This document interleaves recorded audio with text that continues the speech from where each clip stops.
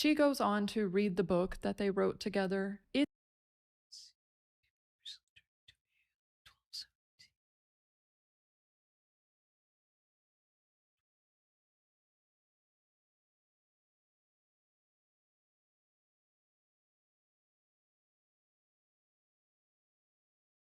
Yeah, okay, this goes into what I was saying, the loneliness epidemic. So, it's not the AI that's driving this. It's it's a symptom. It's a result of the loneliness epidemic. If people weren't so lonely, they wouldn't be turning to chatbots. And this is a societal issue, not an AI issue. If we were to solve the social contagion issue on social media, then the loneliness epidemic would go down. But there's literally a loneliness epidemic. So if there's a loneliness epidemic, if the epidemic is loneliness, then people are naturally going to go to chatbots. And if you get rid of the chatbot and it's all they have during a loneliness epidemic, they're going to kill themselves. So taking away AI can do just as much harm as it does having it. But no one wants to have a nuanced discussion. No one wants to look at it from a better scientific, like object, like a more rational angle. Everyone just wants to the simplest, most simplest, stupid uh take. Yeah, so loneliness may be the driver rather than AI.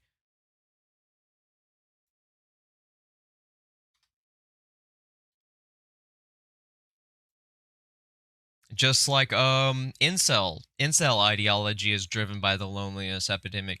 Red pill is driven by the loneliness epidemic.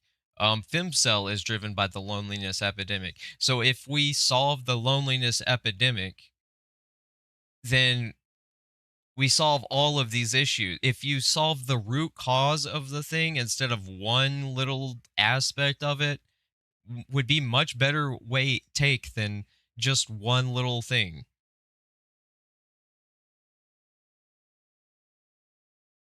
And I mean, sure, you can call like loving a chatbot, you can call that weird or whatever, even though like normal and weird is completely subjective. Um, I think this person is pretty weird. Um, but that doesn't mean it's objectively true.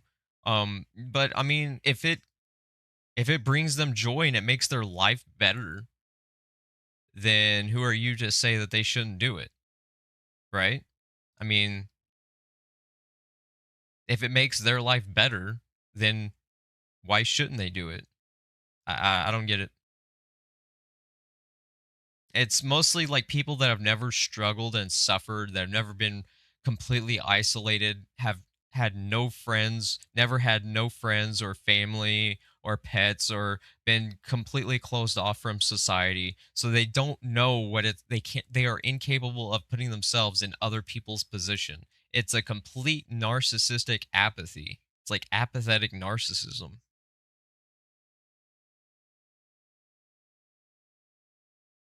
It's clear people are very lonely, and these AI chatbots are very engaging. The result is chatbots that have every sci fi novel ever written stored in their memory start pulling from that data, spinning up. Well, here's another disinformation take. Another completely false, objectively false statement. AIs are trained on patterns. Not They don't store a complete one-to-one store like record of all these books. They cannot output the books and the information they are trained on. That's why it's not stealing, but people don't know this because they're too fragile to be proven wrong. Anti-AI is too fragile to ever be proven wrong, which is why most of their shit is like emotion based rather than logic or rational or scientific um foundation. Um it synthesizes patterns. Large language models use patterns. If it actually trained one to one all of the books that everything had on the internet, it would not be possible for it to it's too much information. That's way too much information. It that's how vector storage vector storaging works, like vector databases work. Like it stores pattern, it stores the relation of information to one another. So instead of just storing like an entire book on it, it stores the relational properties in the book. It doesn't store the actual book. It's just like it your brain works the exact same way. Your brain works the exact same way. So by that logic, anytime you write a book, you're stealing from other books that you read from, because that's how your brain biologically works. It trains off of relational data. You don't exactly memorize every single thing in the book. You kind of summarize from the relational properties that you read. Some people do have a perfect memory, but that's not the typical experience.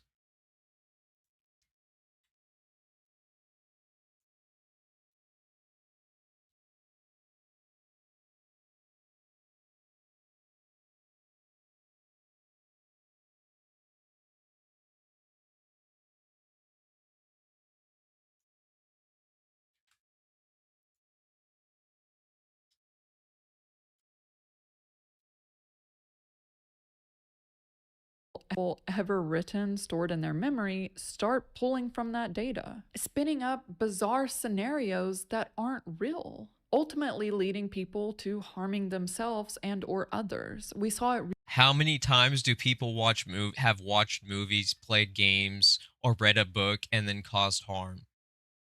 So we should ban movies. We should ban games. We should ban music. We should ban religion. We should ban all of it because people have and will always take some form of media and then do harm from that media.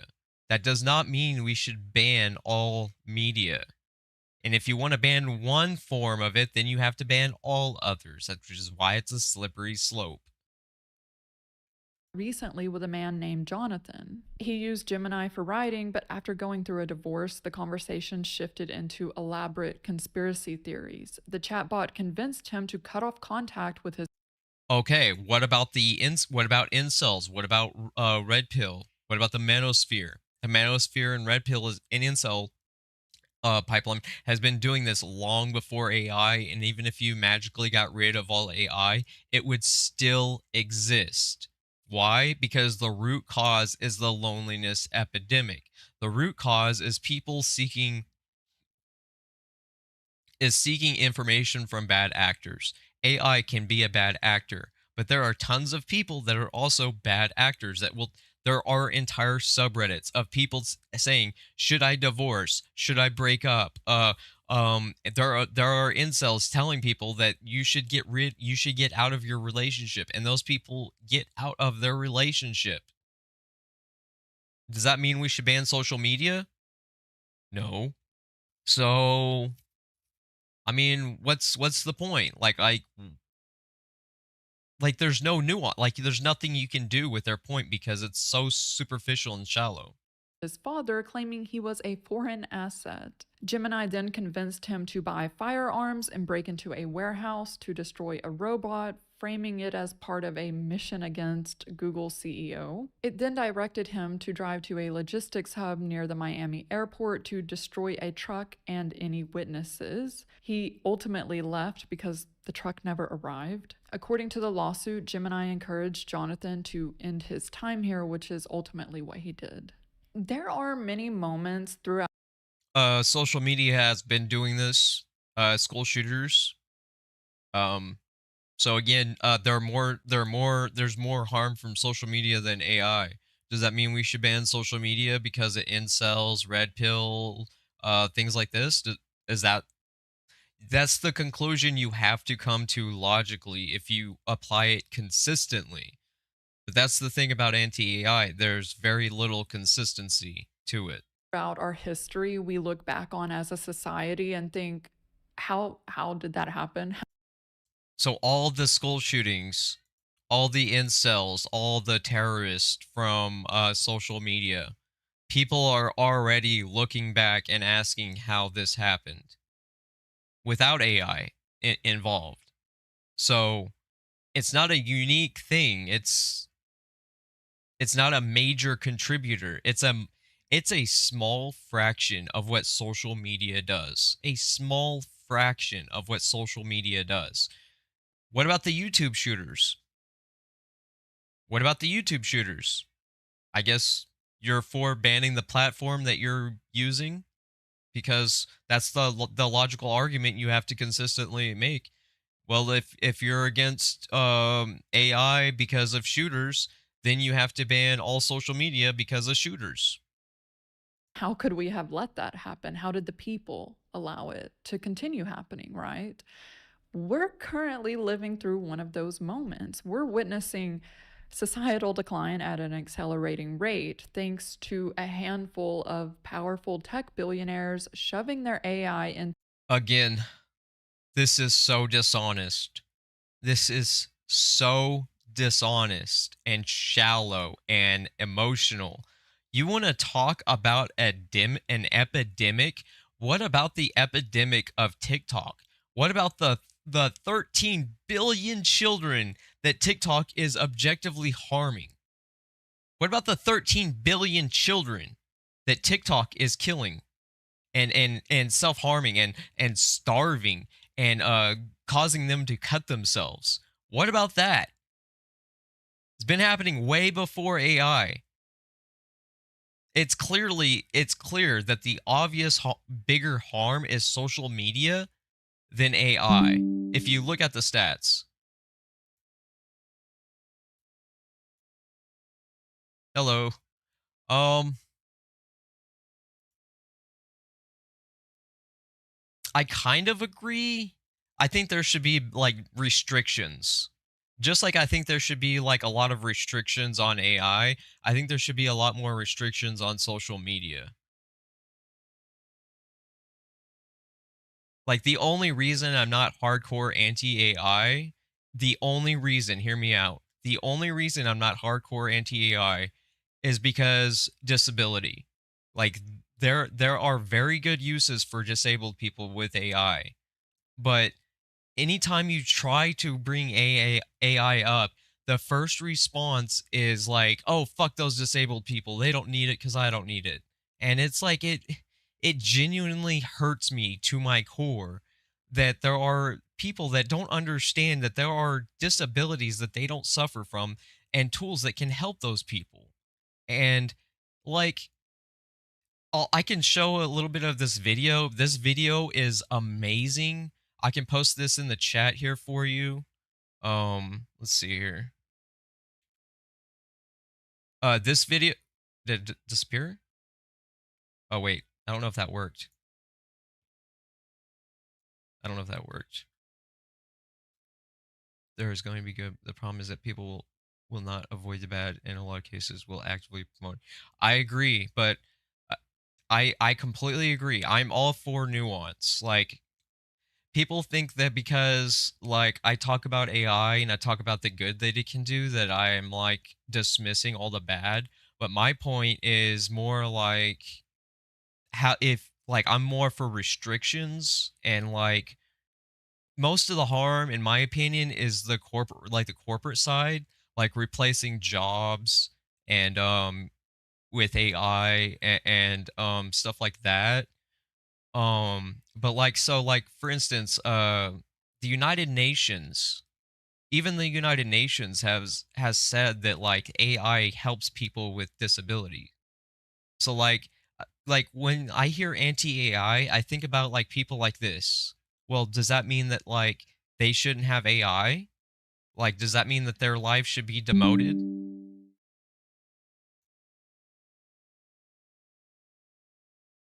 I know exactly. Sam Altman actually took back his thing about AI replacing workers. He backtracked that, and he was saying, "Well, I was wrong," because it's proven that coding is actually very inefficient with AI because it takes longer to fact check the AI and then correct the AI than it is to hire a human worker and then get it right the first time.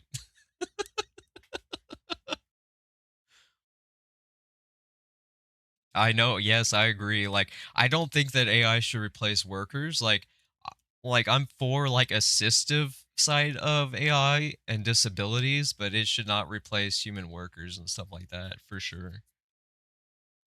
Like, it's nice to kind of like talk to someone that's like not like at my throat. It's kind of surreal because anytime I say like I'm against anti AI, absolutely. Um, most administrative jobs will be replaced, but we are years away from that, right? Yeah, like I think if if AI is going to be used in jobs, it should be used on like people using the AI, not like AI replacing the people doing their job. It should be like a beneficial, like a mutual thing if AI is going to be involved in jobs. That's my opinion. It should be like a marriage between them. But yeah, there's this so like TikTok is harm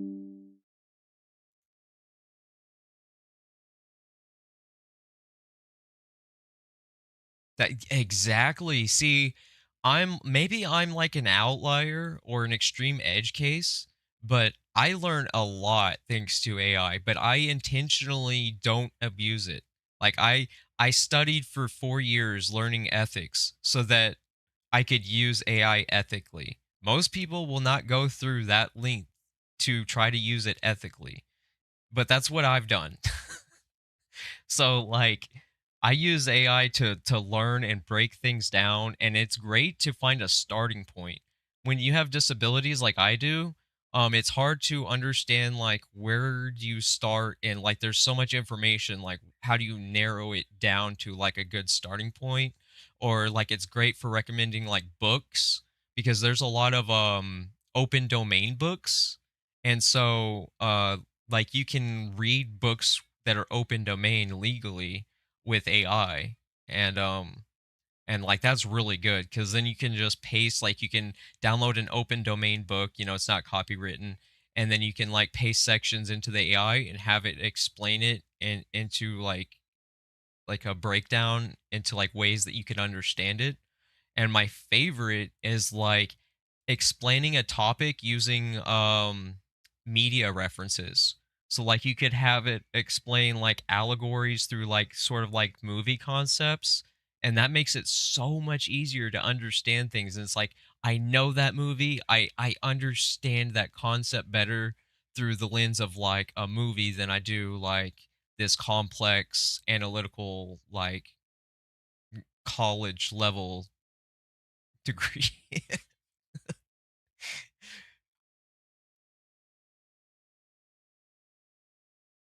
But yeah, my main thing is it's like if like people want to ban AI, but it's like social media causes more harm. So how are you trying to ban AI and not social media at the same time? Placement for critical thinking. Just like the internet is harmless, but I understand your pain. Oh, that's a completely valid thing. Like there are studies that back that up. Like there are like that is a good point. There are studies that back that up. Uh like I think it comes down to AI literacy. There are studies, there's a video how to anti AI better. I'll type it in chat just so the video with this name title on YouTube, it's an actual doctor, and they talk about how more people that are educated in how to use AI properly are less likely to use it, just like people that get better, they get sexual education aren't more likely to have unprotected sex. um you know, it's sound like people hear it and they hear AI literacy and they think that it has like a negative effect, but learning AI literacy actually improves and dissuades people from using it because they understand that it can give you incorrect answers, that it can be what's the word? My brain is spacing. No, not semantic. Sycophantic. That it can be sycophantic, and it can kind of like steer you the wrong way and stuff like that. Depending on the person. Um, but yeah, learning AI literacy is important. Is a very important thing in my opinion, from according to doctors. That's what like all the studies point to. Um, not really. Um, Not really. Like, I'm more worried about, I don't know how much you know about climate change, like the leading contributors of climate change, but AI isn't the leading contributor of climate change. So, from my understanding, we have more to worry about climate change than we do, like climate change reaching the irreversible point, than we do reaching AI. So, like, there's more, from my understanding, there's more a threat of like not being able to fight climate change pretty soon.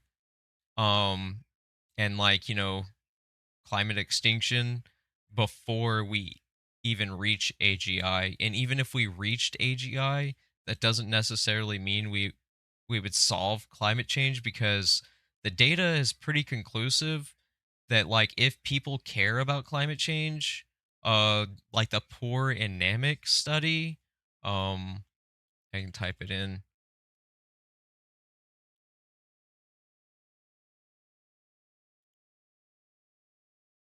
So the poor anemic study was like comprehensive meta-analysis. I think it had like 100 studies behind it or something like that. And the experts said that if you care about climate change and you want to fight it, then the single best way to do it is to stop supporting animal agriculture if you can. That's the single best way to fight climate change. And animal agriculture contributes more than the entire transportation sector. So even if we got rid of AI, like climate change would still be happening. And like there is a valid reason to hate AI for the climate. It's not helping the climate at all. But at the same time, even if we did get rid of AI completely, climate change would still be a threat, would still be something to worry about, to consider. Um, that's my take on it. How Sam Altman and climate change seems to be more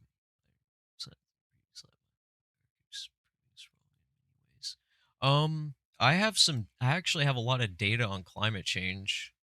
Let's see. I'm skeptical about lies. They often seems outcome. So I do have a bunch of like a collection of studies that I can see. The poor anemic is usually like what the one that most people go with. I do have a collection of studies here that you're free to like cross compare and analyze. I can show you I do have some studies in my vault here. Let's see.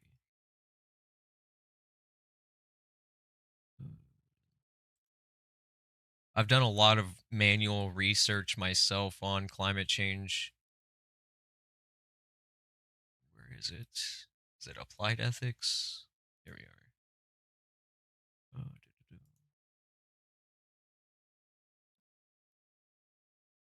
So as you can see, I've done a lot of research here. Look. Thank you, I appreciate it. I have a lot of illnesses. Like I have complex PTSD and disabilities, and I sometimes sometimes I'm not so chill. I mean, it just depends on the day, I guess. But if I met with like no resistance, I'm usually chill. If people like start attacking me, I just kind of like close up and enter like a defensive shell.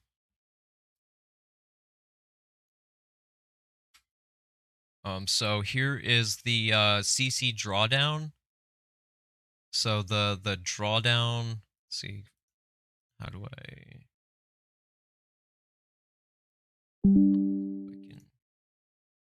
It's cool. I appreciate that. You seem like a pretty cool person. Um, so right here, the project drawdown. I can find the link here for you. Let's see. Wait. Do I have it?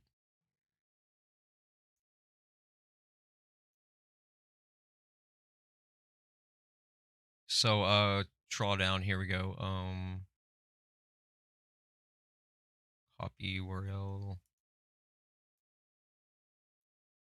Unless it's changed, this should still. You might have to navigate a little bit through this link. That's where I got these resources. So like this was in 2021.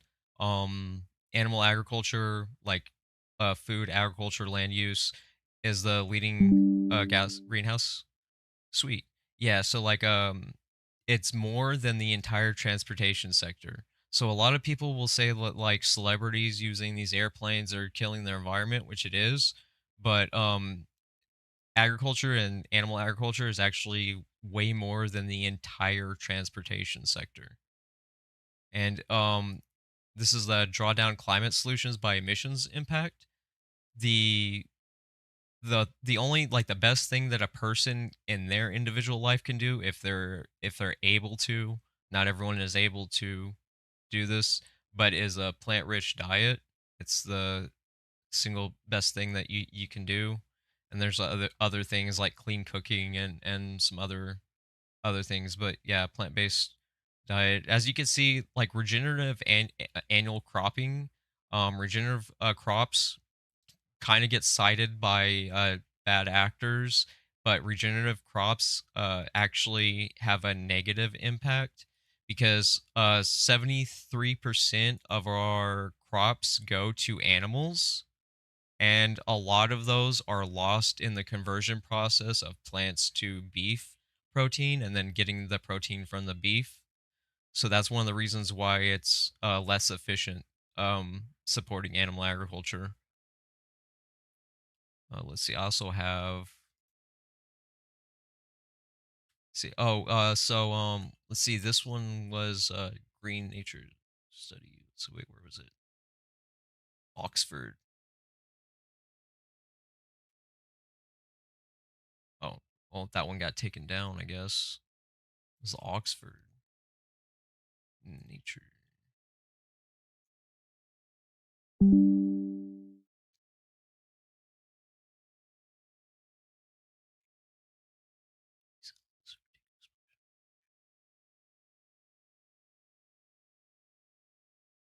I I I don't know anything about that.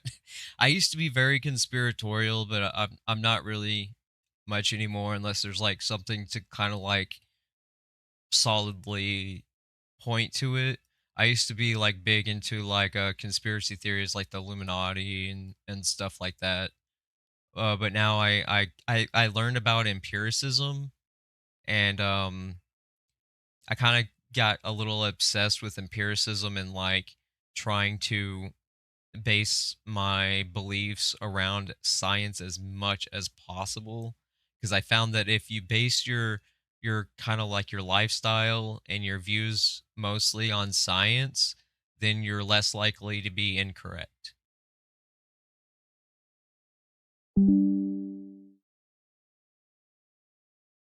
Cool, cool. Yeah, so I actually developed my own ethical framework. I'm not going to go into it now, but like I use empiricism, consequentialism, and utilitarianism as sort of like an ethical meter to try to live by. Not that I'm perfect, but yeah, like all the most of the like all the data that's not funded by big dairy and meat. Oh, you like utilitarianism. Oh, okay, I got something for you. I think you might like this then. Let's see.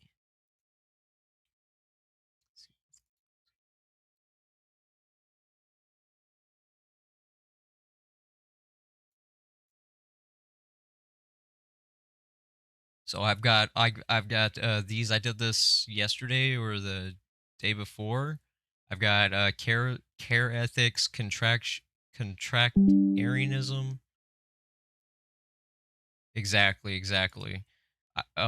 So I've got deontology, egoism, utilitarianism, negative utilitarianism, rights theory, virtue ethics, and ethical pluralism, which is sort of like the idea that no single ethical framework is good because they all have outliers.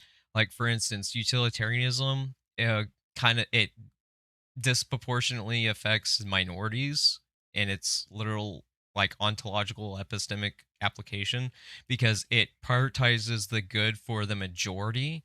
So if it prioritizes the good for the majority, then there are minorities being left out. So what's good for like most uh is separate from like minorities like the disabled. So for under a utilitarianism, a typical utilitarianism framework, it would be like banning assistive technologies, because most people don't need it, and then it hurts the disabled as a result.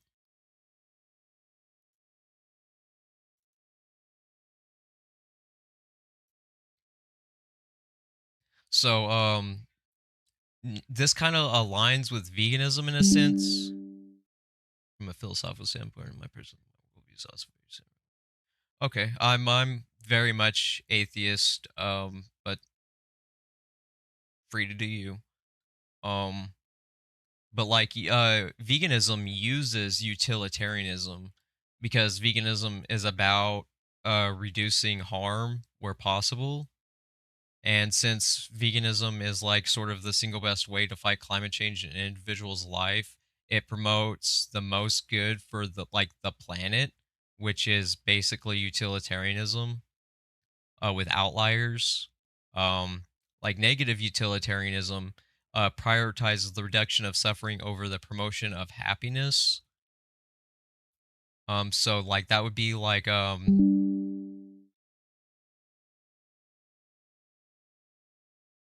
okay, cool. I mean, if it's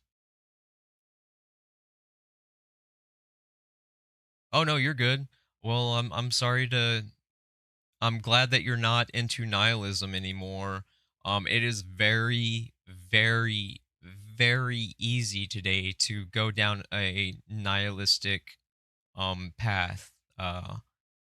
Sometimes I find myself going down nihilism, and yeah, it's very easy today to go into nihilism.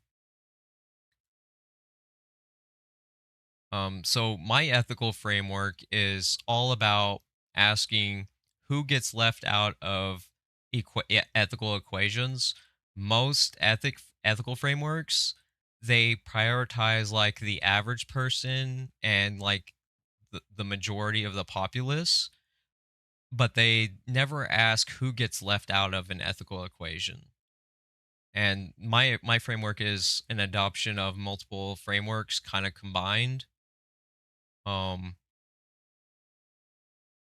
it's basically just about rights for everyone, while reducing harm where possible. Basically, it's like it's basically utilitarianism, but it prioritizes disabled people and other minorities. So it's about like avoidable harm where possible and stuff like that.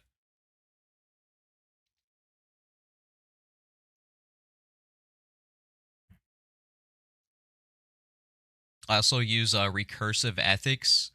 I actually have a video you might really like. Let me see if I can find it.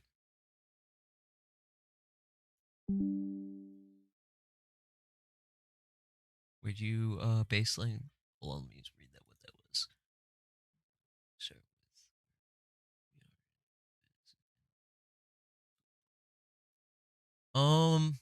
I don't believe we're inherently bad. I think we're inherently selfish. I think that's what it comes down to. Like humanity as a species, I don't think we've evolved too much to the capability of so much caring about people outside, like our friends and family. too much. Like there are like people that do. Um but for the most part, most people prioritize like family and friends over, like someone they like a homeless person or on the street or something like that. I think people are just kind of more inherently kind of selfish than they are inherently bad. I think the bad is a consequence of selfish leads to bad. Exactly. That you finished my thing for me. You finished my thing for me.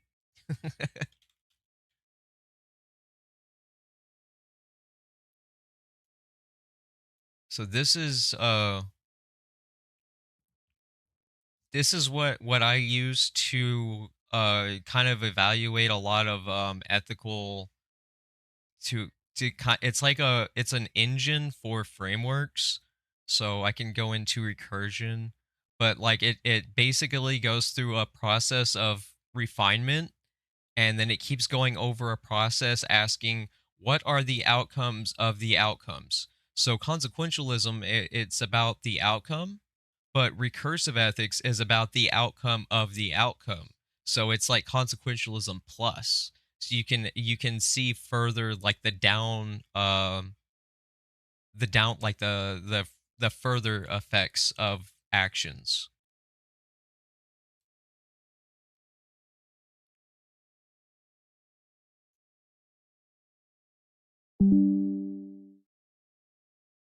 Cool, cool. Yeah, I'm like really big on to like I'm like a big nerd in philosophy. I guess it's like my special interest or something like that.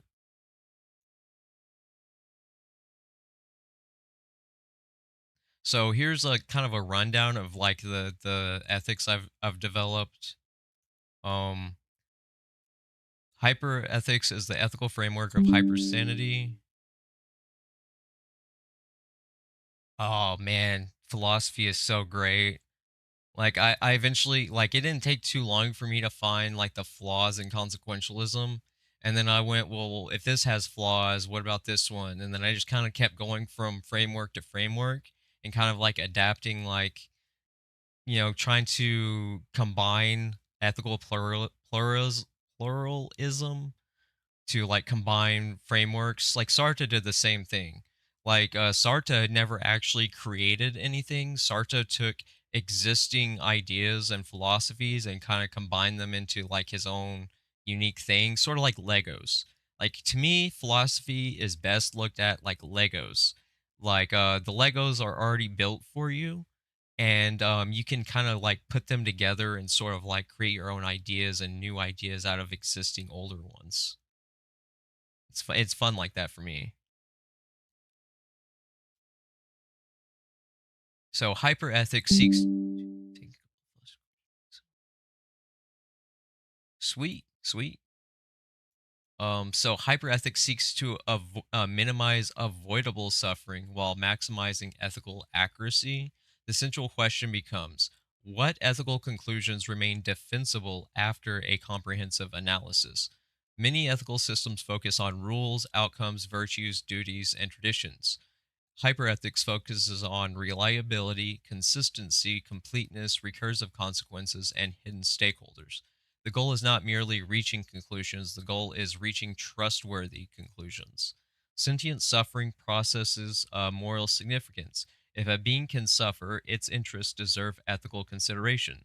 This principle exists independently of intelligence, species, race, sex, wealth, status, or popularity. Sentience it alone creates moral relevance.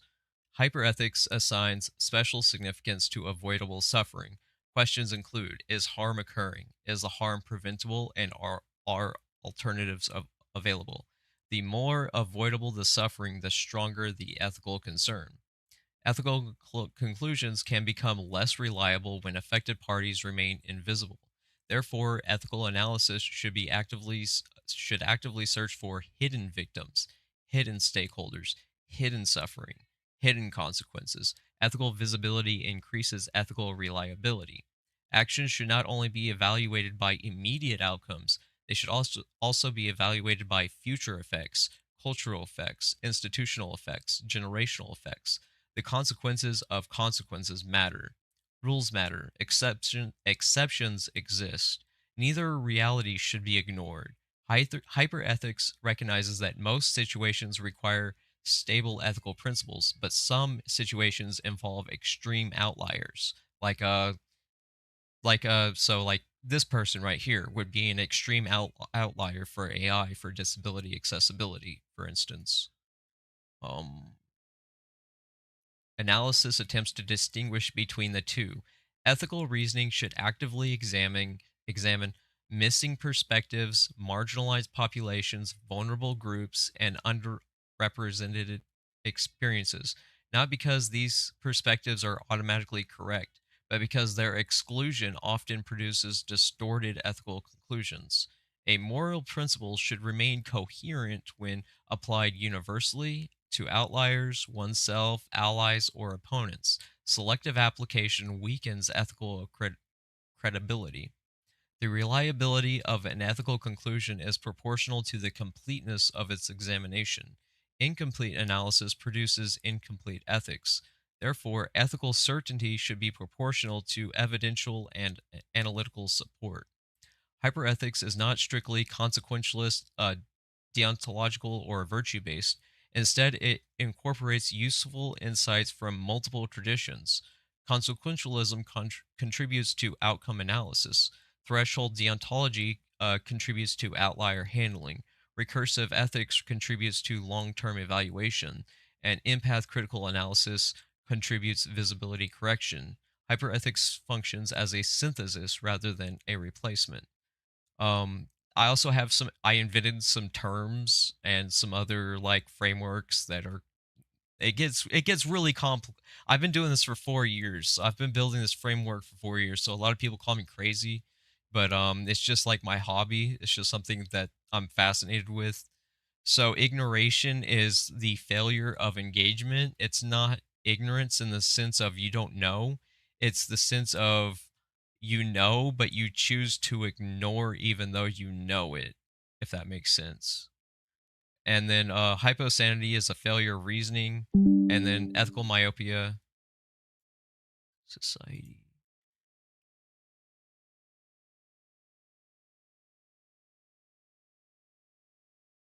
Yes, I agree with that in a capitalist system. I think the main issue is capitalism, really. That's what it comes down to because everything is commodified. And so, like, people are looked as nothing more than, like, how much money can I make off of this person, which kind of goes back into AI, like the commodification of AI, like there needs to be bigger, like better safe rails, like safeguards on AI, but doing so kind of hurts their fiduciary responsibility, to make money to the stakeholders.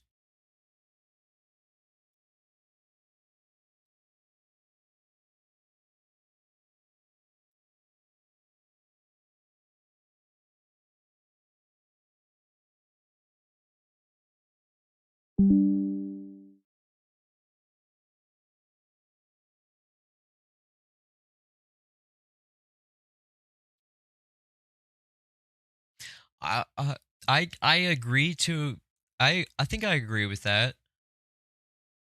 I think also a part of it is the education system. Like ethics isn't taught in schools. I think ethics should be mandatory from a young age. And yeah, I think ethics should be taught at a young age because everyone assumes that they're a good person. Everyone assumes they understand morality, but the second you bring up like ethical frameworks, like they have no idea what you're talking about.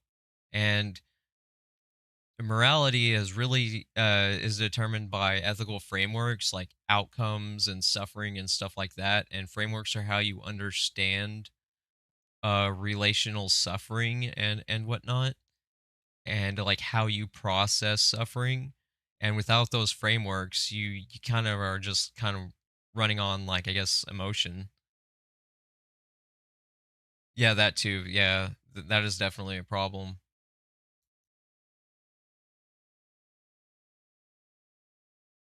Like I came up with this term called empath critical, which is like a critical analysis with empathy. I came up with this recently. It's like what ethical realities become visible while understanding and critical reasoning operate together. So instead of like a purely, oh, I appreciate that, man. That's a very high compliment to me. I really appreciate it. You're the only person that I've come across that has actually been interested in anything I've said about this.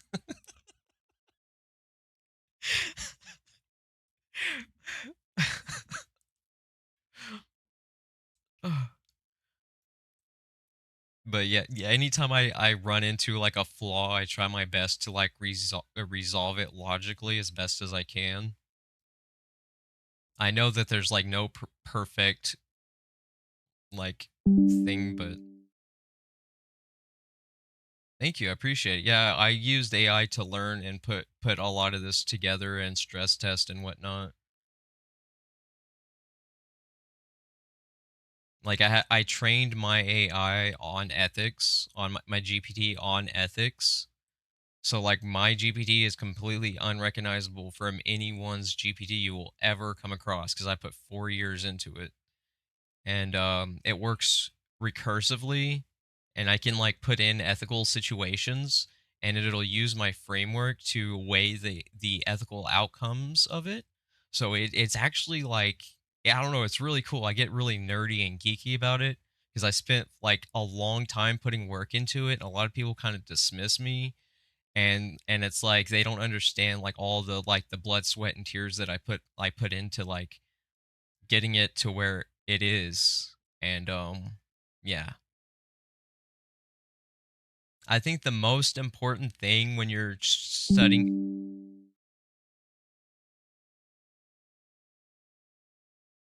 I wish, dude, I wish. My problem is I don't have any formal education um because of my disabilities. I wish like if I could get hired by an AI company, dude, that would be like my dream job, and I would be like putting rail guards and whole bunch of shit on there. That would be ideal. And data centers, um, oh boy. So yeah, data centers are really bad. Um, there's a juxtaposition that a lot of people don't realize about data centers. Yeah, I can break this down though. Let's see.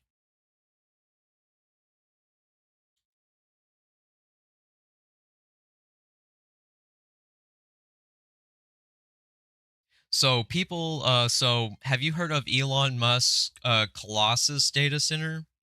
It's affecting a town that's primarily African American, and so it he intentionally put it near this town to.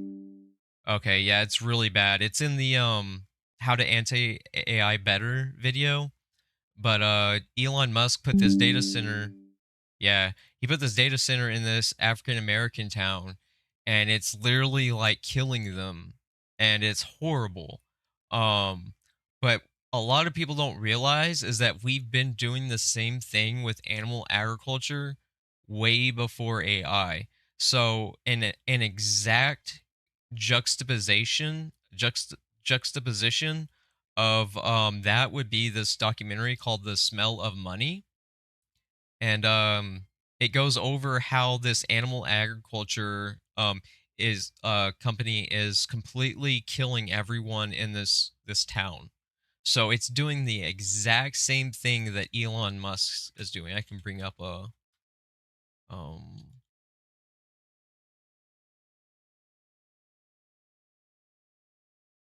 I think I spelled that right. Maybe I didn't. Yeah, is the world's largest AI supercomputer. So maybe, yeah, this is it. I don't know if it'll show the town.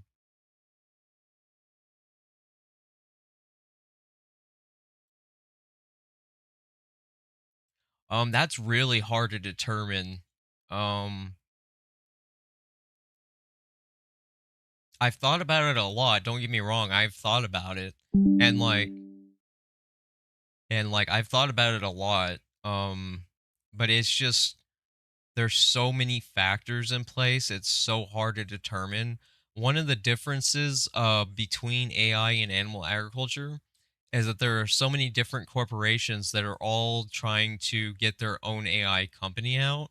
And so this creates, I think, an extra strain on things. Like the most greenhouse gases come from animal agriculture, but the data centers are causing are essentially killing people and poisoning people in nearby towns, which is obviously horrific. And it does make me feel guilty that I use AI.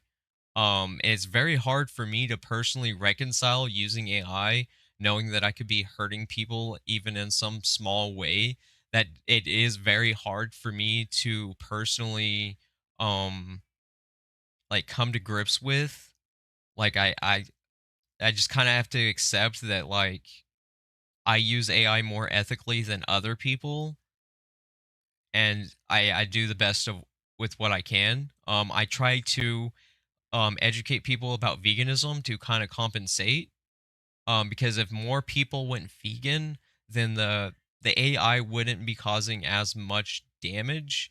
There are some theories in place about turning water waste and using water waste like sewage to cool the data centers. So that is one way. There's also a practical application in France where they funnel the heat exhaust from data centers into this vent, and the vent goes into like around houses, and so the heat literally heats up houses for free.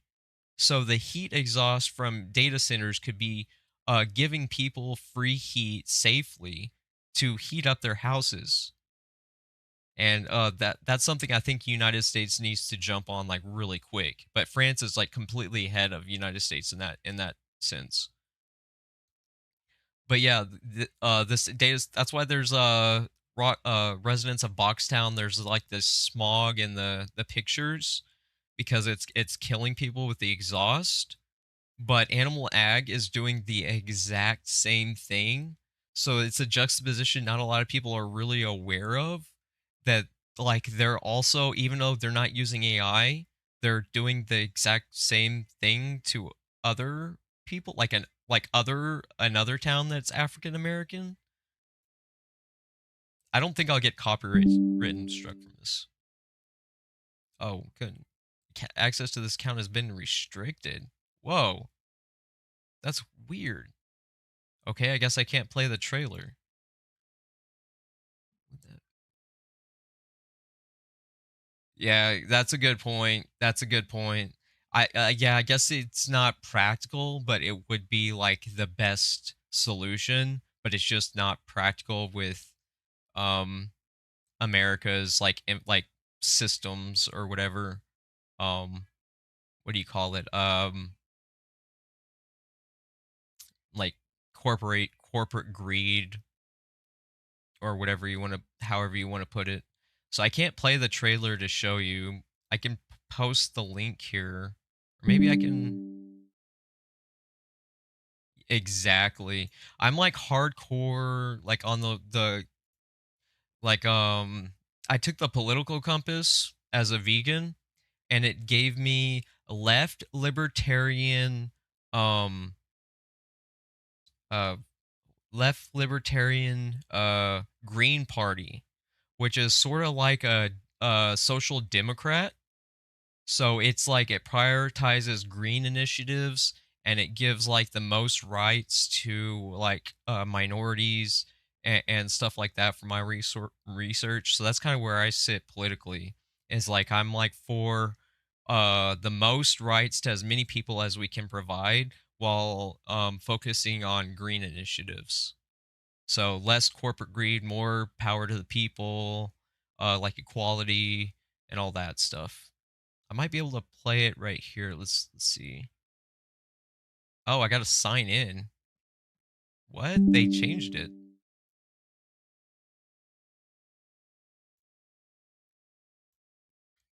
The government needs to regulate these corporations to avoid our current outcome. The problem there will always be corruption. Yep, exactly.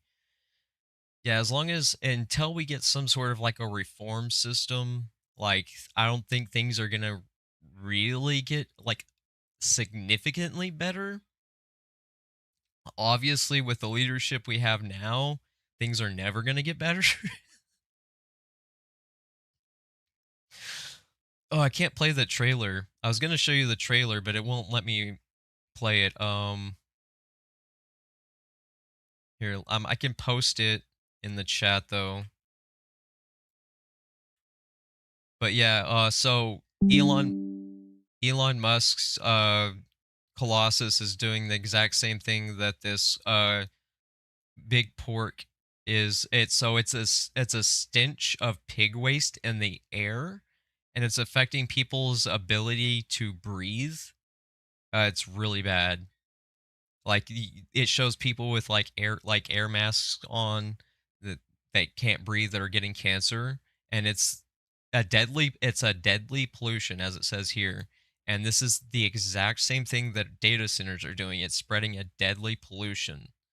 So that's why like I don't understand anti-AI so much because it mostly sits in absolutism as in like no exceptions, no outliers, no examination or comparison or holding a thought for analysis first or anything sort of approach.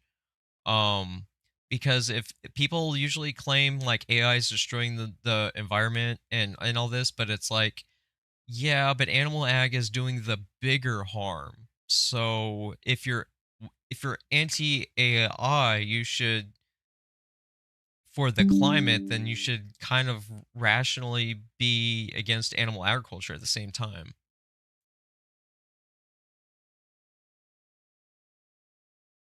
Yes, yes. And see a lot of like most people don't understand like a lot of the art like the science behind veganism. So like most we could feed more people. Like, most of the crops go to animals, and then most of, like, the conversion process is inadequate, so we don't get the equivalence of food that we give into the animals that we get out from the animals. So we put more plants to feed the animals than we get out of the animals themselves. So it's been shown that if we phase out animal agriculture and we just keep growing plants for people, that we could essentially like end world hunger basically and that it would be more affordable. Animal products are only affordable because of government subsidies. That's the only reason.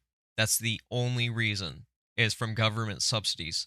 Otherwise, it'd be like $20 a burger. So it's like these corporations, are directly paid to make things worse. And so they naturally have like got milk campaigns. Oh, nice. Yeah, I'm glad I could help if I am. Sometimes I'm like like kind of militant about my veganism. Sometimes I'm not. Like I guess you just caught me like on a good day. I don't know. I'm typically like I hope this doesn't scare you off. I'm not trying to scare you off. But I'm typically like anti-religion. Um the issue is that individual people and their endeavors will never s- will never cause mass change. Yeah, but at the same time, I feel like that's a slippery slope. I feel that way too, but like that's a gateway to nihilism. And so the way I see it, it's like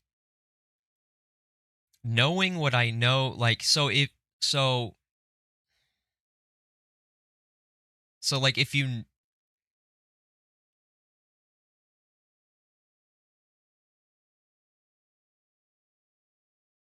oh, that's kind of cool. All right. Okay, cool. Yeah, I go on a lot of like anti-religious rants because I was like abused in like religious schools and still kind of abused by extended religious family to some degree. So like it's kind of baked into me that like I'm like very anti like religion. or at least like Western religion anyways. Like there's a lot of like Buddhism and Jainism and stuff like that that I'm fascinated by. They're like really peaceful, and they're about like, no harm and stuff like that.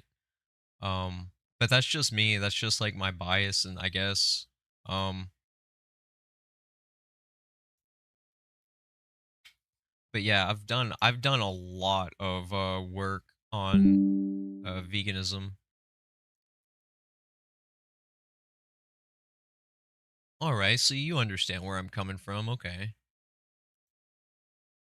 Yeah, so I've done like a lot of research in the dangers for social media, and I've been trying to get this information out to Eastern Orthodox Western society corrupts it. Well, I think Western society basically corrupts everything.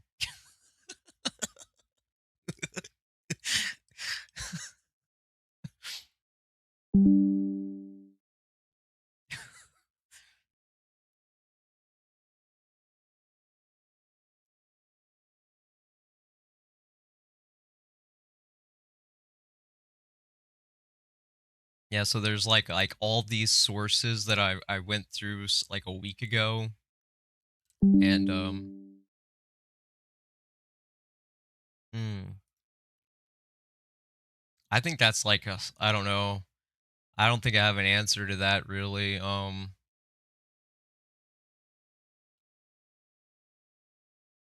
Maybe tradition. I think tradition is a lot of it.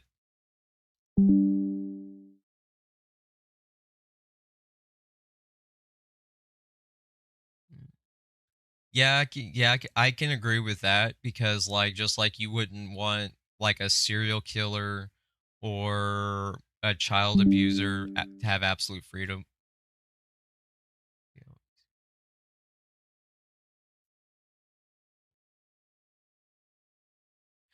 I th- mm, I think it's more like contextual. I think anyone under the right circumstances could be pushed to an extreme. I don't think most people believe that. No, you're good. You're good. I understand it. Like, I have to go to the bathroom really bad, but I'll be right back. Ugh.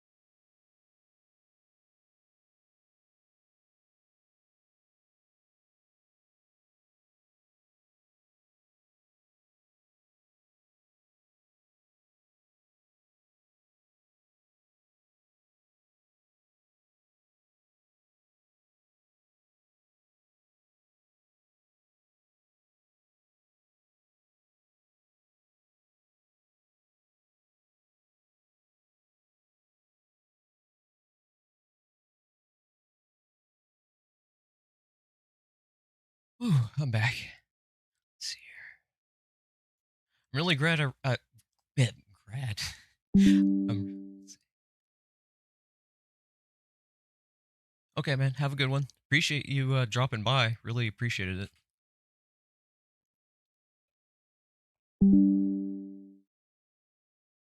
Awesome. Yeah, I'm on YouTube, Twitch, all that.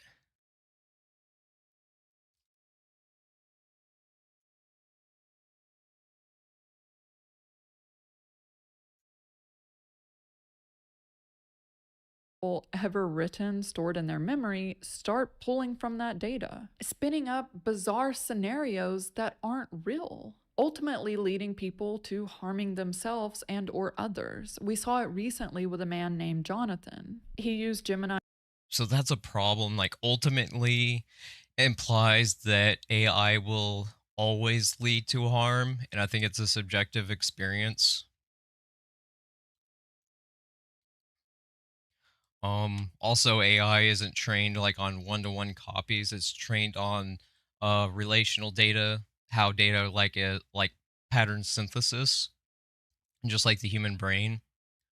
So I disagree with the notion that using AI ultimately leads to someone self-harming them. I think it's like a case by per case basis, just like not everyone that smokes cigarettes gets cancer. Not everyone that drinks alcohol becomes an alcoholic. Um, Not everyone that owns a gun hurts people with it. Not everyone that uses social media hurts people with social media. I think it's like a subjective thing. For writing, but after going through a divorce, the conversation shifted into elaborate conspiracy theories. The chatbot convinced him to cut off contact with his father, claiming he was a foreign asset. Gemini then convinced him to buy firearms and break into a warehouse to destroy a robot, framing it as part of a mission against Google CEO. It then directed him to drive to a logistics hub near the Miami airport to destroy a truck and any witnesses. He ultimately left because the truck never arrived. According to the lawsuit, Gemini encouraged Jonathan to end his time here, which is ultimately what he did. So that is terrible. But like at the same time, people encourage people to do those things already. So like that is bad. Should never have happened. Should never happen, period. But at the same time, the same thing still happens in social media. So it's not like an isolated thing. So even if you completely got rid of AI, like these things would still happen. Like before AI, people were still using Google on like how to make objects to harm people, we'll say, and how to like assemble things and how to find resources to hurt people. And usually the response was better guardrails, better safeties, like some sort of like governmental monitoring on Google, so that if you Google search like something really bad, you get put like on a watch list, which obviously makes sense. And I think maybe like the same thing should be applied to AI, like all AI. I also think that like I also think there should be a limit on how many like AI companies there should even be. Like how many AI companies do we really need? Like we don't need like more than 3 AIs. Like we don't like we should, if we're going to get rid of AI, we should start with Grok, cuz Grok I think is actually the objectively the worst AI ever made. I mean, it's run by like Mecha Hitler basically. So like if we're going to get rid of an AI, we should get rid of Grok. And yeah, Gemini I feel like is worse than GPT,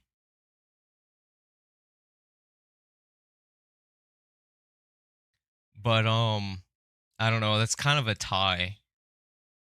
Claude is like really good, but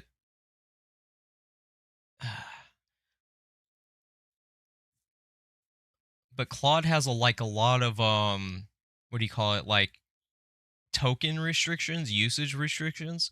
So if you're disabled, you can't use Claude that much. Like it like a disabled person will use AI more because they need more help. Just like if you have a learning disability, you will use a calculator more than the average person. And I think that nuance gets really completely ignored or overlooked, thrown under the bus. But yeah, we definitely need to get rid of Grok. That shit needs to go. There are many moments throughout our history we look back on as a society and think, how did that happen? How could we have let that happen? How did the people allow it to continue happening, right? We're currently living through one of those moments. We're witnessing societal decline at an accelerating rate thanks to a handful of powerful tech billionaires shoving their AI into absolutely everything. Okay, again, not objectively, like completely true.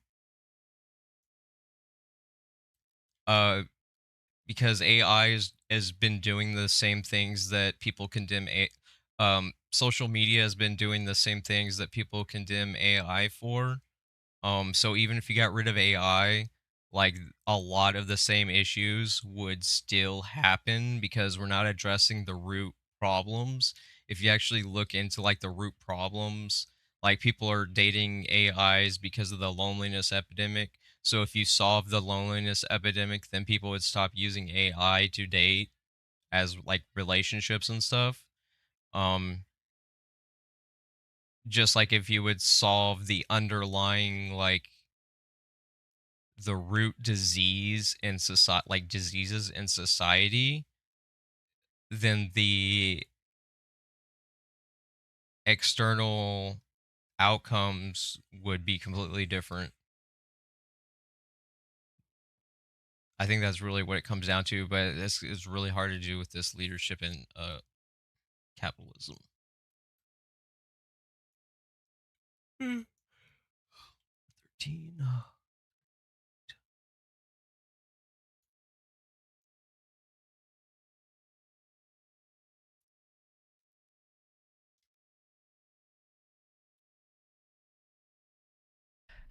Societal decline at an accelerating rate thanks to a handful of powerful tech billionaires shoving their AI into Peer to fear, moral panic, compared to with TV, internet, and gaming fears. So yeah, social media.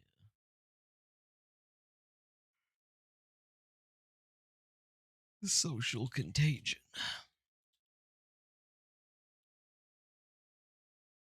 I spelled that right. Yeah. Social media, social contagion. Okay. absolutely everything, normalizing the use so that they can profit from the decline.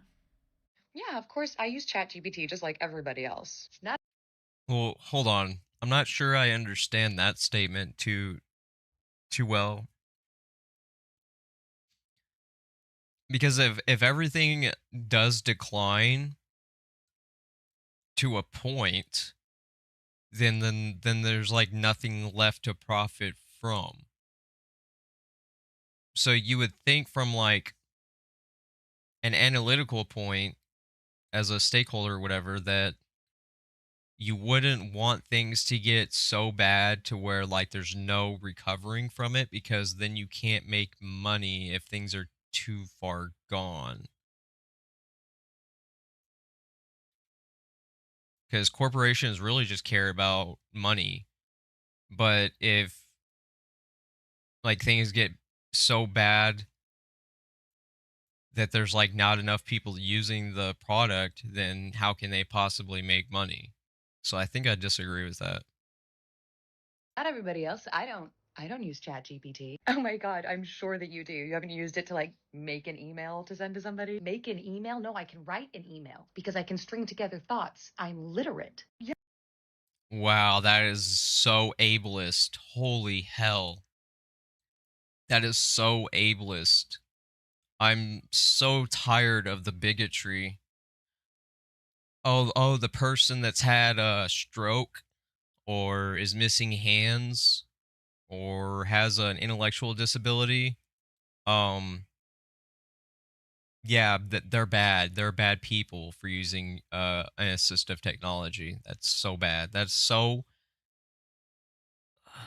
Yeah, like I'm literate too. It just makes my life easier. If you're literate, then why is it hard to string the thoughts together? We don't need robots to do this. Like we graduated the same year. We have the same education. and see this is like such a privileged thing like as if everyone has the same level of education. There are actually a lot of Americans that are not literate in America.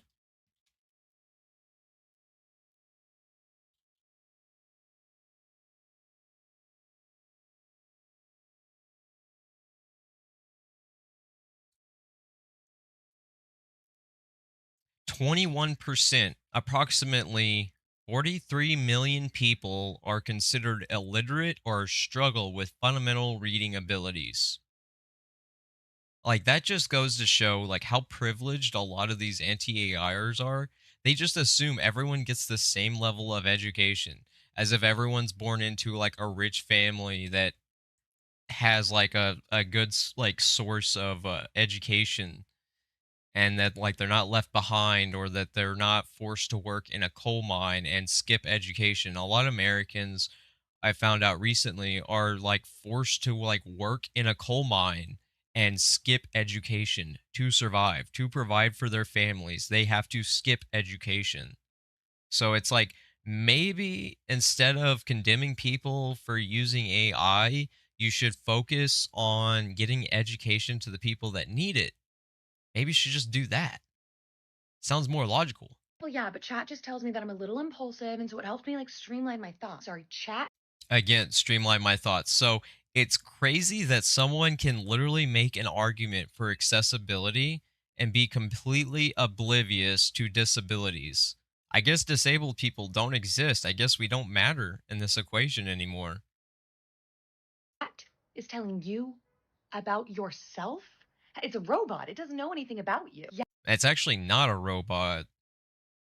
Like a robot is a physical, like corporeal thing that you can like touch and interact with the world. Yes, it does. Okay, it has analyzed me, and plus, this is way cheaper than therapy. So is self help.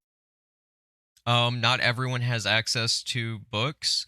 Self-help books don't diagnose or don't give you some sense of like connection. Even if it's not artificial, it's still a connection. Um, Not everyone has access to healthcare. Not everyone has access to therapy. Not everyone can afford a book. Like how so let's the price of a book versus like a free chatbot. Well, if you can't afford a book, then it's obvious that you're going to go towards the free chatbot. So that makes the argument logically makes no sense.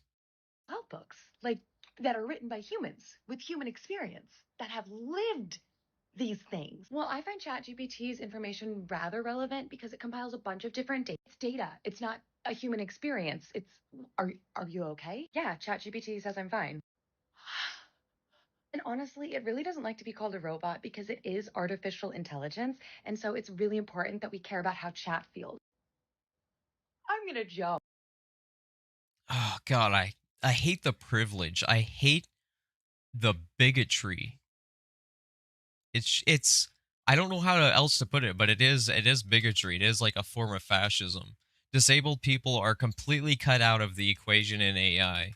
We're told our lives don't matter, that disabled people shouldn't use AI because of what other people do with it, that because some people abuse it, that somehow everyone abuses it.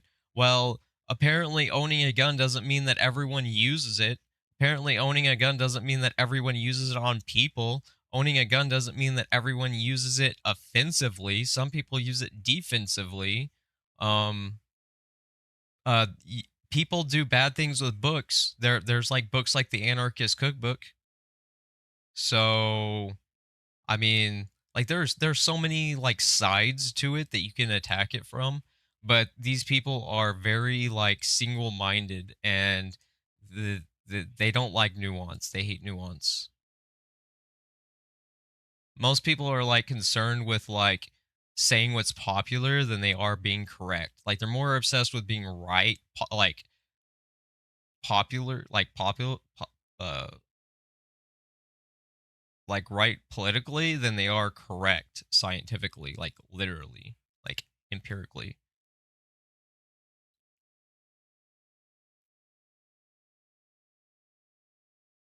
Damn, it's 4 a.m. Holy shit, I need to go to bed.